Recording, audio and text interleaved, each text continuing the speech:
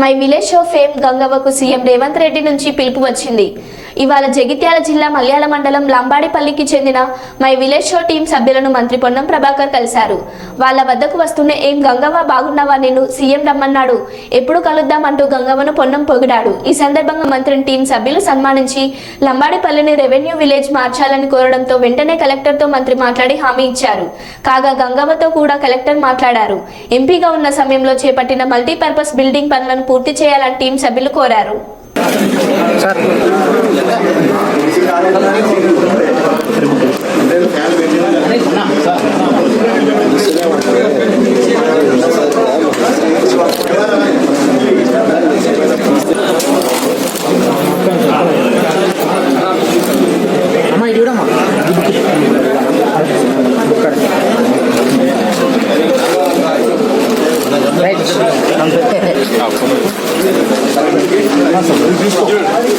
అంటే మనకి ఎట్లాగా